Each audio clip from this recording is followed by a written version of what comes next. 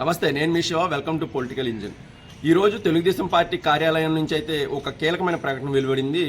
లోకేష్ను deputy సీఎంగా చేయాలి అని నేతలు మాట్లాడుతున్న దాన్ని కట్టిపెట్టాలని, దీని మీద ఏమైనా ఉంటే కూటమి నేతలందరూ కూర్చొని మాట్లాడతారని, ఎట్టి పరిస్థితుల్లో తెలుగుదేశం పార్టీ నేతలు దీని మీద ఇంకా స్పందించవద్దని అయితే ఆ సారాంశం, ఆ పత్రికా ప్రకటన సారాంశం. అంటే ఇప్పటి వరకు ఎవరు మాట్లాడించారు ఏంటి, దాని పరిణామాలు ఏంటి అనేది పక్కన పెడితే ఇక నుంచి ఎవరు మాట్లాడొద్దు అని అయితే ఆ పత్రికలకు వచ్చిన ఈ సారాంశం అన్నమాట. అసలు దీన్ని ఎవరు మాట్లాడించారు అనేది ఖచ్చితంగా ఈ విషయంలో కొంచెమైనా మన ఛానల్ చూసే వాళ్ళు తెలుసుకోవాలి అనేది చిన్న చిన్న హింట్లు ఇస్తున్నాను. ఇది నేను డైరెక్ట్గా చెప్పడం లేదు, ఇది నా వ్యక్తిగత అభిప్రాయం మాత్రం ఒక జర్నలిస్ట్గా.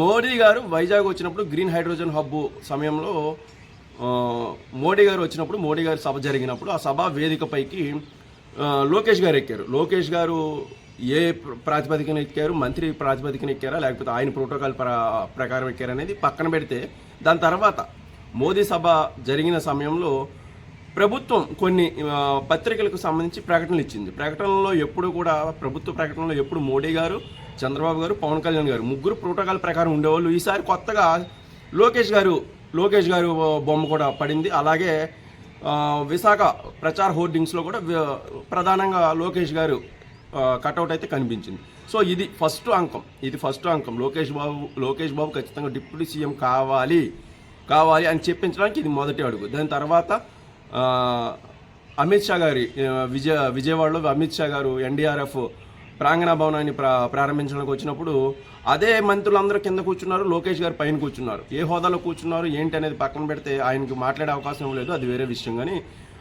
పైన కూర్చున్నారు. సో దీని మధ్యలోనే ఒక్కొక్క నేత లోకేష్ గారు డిప్యూటీ సీఎం కావాలి, ఆయనకు అన్ని అర్హతలు ఉన్నాయి, ఎవరు మాట్లాడించారు ఏంటి అనేది ఇది ఓన్లీ హింట్లు ఇచ్చాను. ఎవరు మాట్లాడించారు అనేది మీరు తెలుసుకోండి. ఎవరికి డిప్యూటీ సీఎం అవ్వాలనే కుతూహలం ఉంది, ఒక ప్రోటోకాల్ పదవి కావాలని కుతూహలం ఉంది. మంత్రులందరూ కింద కూర్చున్నప్పటికీ లోకేష్ గారు పైన కూర్చోవడంలో ఎవరు ప్రోద్బలం ఉంది అనేది అర్థం చేసుకోవాలి. దీని తర్వాత మధ్యలో నేతలందరూ వచ్చారు. టీడీపీ నేతలు కానీ, సోమిరెడ్డి లాంటి సీనియర్ నేతలు కూడా లోకేష్కి అన్ని అర్హతలు ఉన్నాయి, ఖచ్చితంగా లోకేష్ని డిప్యూటీ సీఎం చేయాలి అనే వాదన బలంగా తీసుకొచ్చారు. అలాగే పిఠాపురం వర్మ గారు కూడా ప్రెస్ మీట్ పెట్టి ఖచ్చితంగా డిప్యూటీ సీఎం చేయాలని అయితే మాట్లాడారు. సో దీన్ని మాట్లాడిన తర్వాత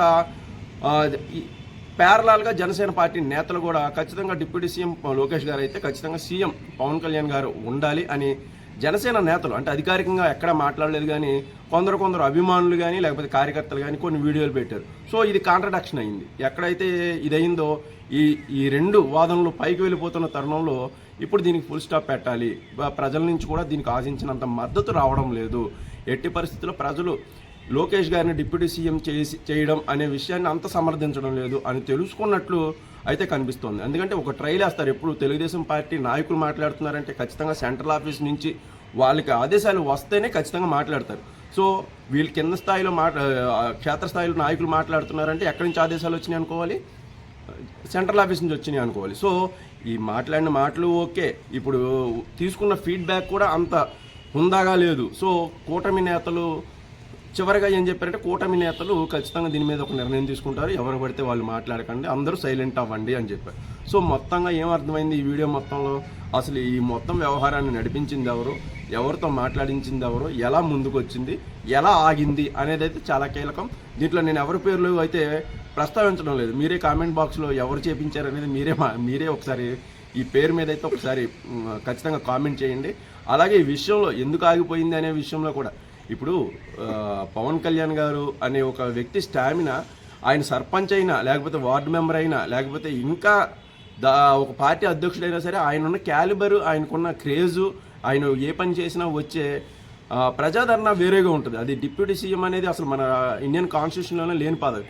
సో అది పొత్తులో భాగంగా ఒక కూటమి ప్రభుత్వ ఏర్పాటులో భాగంగా సీఎంగా చంద్రబాబు నాయుడు గారు, డిప్యూటీ సీఎంగా అంటే సీఎం తర్వాత సీఎంగా ఆయన ఉంటారు అనేది ఒక ప్రతిపాదన. దాంతోనే డిప్యూటీ సీఎం అనేది పవన్ కళ్యాణ్ గారు ఒక్కలే ఉండాలి అనేది ప్రత్యేకంగా ఇచ్చారు. సో దానికి ప్రత్యేకమైన అర్హతలు ఉండవు. మంత్రిగానే ప్రమాణ స్వీకారం చేయాలి, మంత్రిగానే ప్రోటోకాల్ ఉంటుంది. సో కాకపోతే డిప్యూటీ సీఎం అనే హోదా ఉంటుంది, అది కాగితాల్లోనే మాత్రమే ఉంటుంది. దాన్ని మనం రాజ్యాంగబద్ధమైన పదవి అనుకోకూడదు. డిప్యూటీ సీఎం చేయాలంటే ఫస్ట్ ఆ క్యాలిబర్ ఉంటేనే అది ఏమైనా తెచ్చుకోగల సత్తా ఉంటేనే ఏమైనా ఒక మాట మాట్లాడినా ఒక పని చేసినా సరే ప్రజల్లోకి వెళ్ళగలిగే స్థాయి తెచ్చుకుంటేనే ఆ పదవికైనా ఇంకో దానికైనా వన్నీ అవుతుంది. సో పవన్ కళ్యాణ్ గారు డిప్యూటీ సీఎం పదవిలో ఉండి ఒక ఆర్డర్ వేసినా లేకపోతే ఒక ప్రజా సంక్షేమ కార్యక్రమం తీసుకెళ్ళినా, ఒక ప్రజల గురించి ఏ కార్యక్రమం తీసుకెళ్ళినా, అలాగే పార్టీ అధ్యక్షుడిగా ఉన్న సమయంలో కూడా ఏ పదవి లేనప్పుడు కూడా రైతు భరోసా యాత్రలో ఆయన మాట్లాడితే కోకోలాలుగా జనం చూసేవాళ్ళు. ఆయన మాట తీరు కానీ ఆయన మాట్లాడే స్ఫూర్తి కానీ అలా ఉంటుంది. అది ప్రజల్లోకి వెళ్ళింది, అది తెచ్చుకోవాలి, దాని మీద దృష్టి పెట్టాలి. కానీ అంతేగాని ఒక డిప్యూటీ సీఎం పదవి ఇచ్చేస్తే ఇప్పుడు ఏమీ దానికి కొత్తగా కొమ్ములు ఇచ్చావు, లేకపోతే డిప్యూటీ సీఎం పదవి తీసుకుంటే దానికి ఒకేసారి మనం హైప్ అయిపోయాం. అది తెలుసుకోవాల్సిన అవసరం అయితే కొందరు వ్యక్తుల్లో ఉంది.